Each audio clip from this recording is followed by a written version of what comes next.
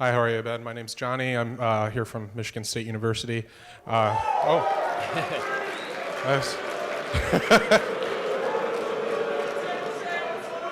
Guys, don't get violent, or they're going to blame me.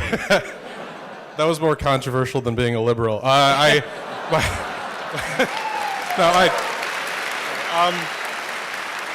my question is, so a 2020 candidate named Andrew Yang has brought up a topic that's big now of universal basic income.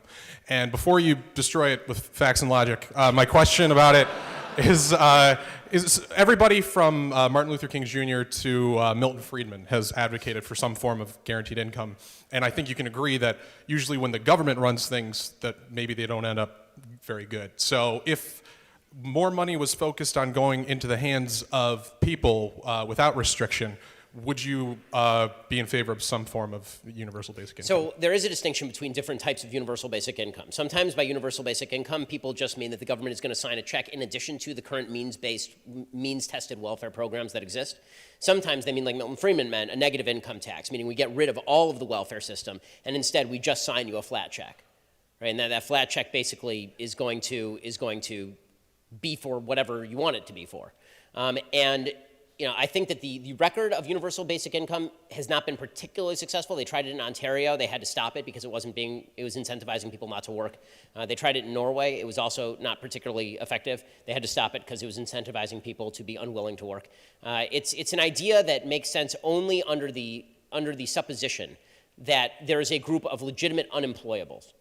And that seems to be the growing perception these days, is that technology is going to take over. There's going to be a permanent underclass of people who simply can't get a job. They're going to be sitting on their butt. They won't literally have a means to live unless we sign them a check. I'm pretty skeptical of that line of economic thought, because that's been said about virtually every major technological development in the history of mankind, is that a new technological development will put an enormous swath of people out of work. That is true temporarily. It is not true permanently. We have effectively permanent full employment in the United States, under 4%.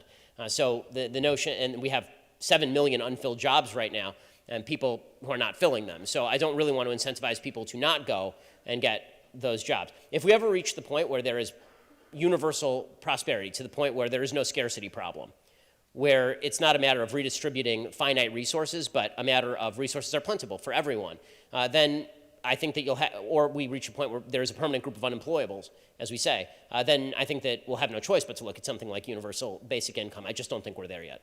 Thanks, sir.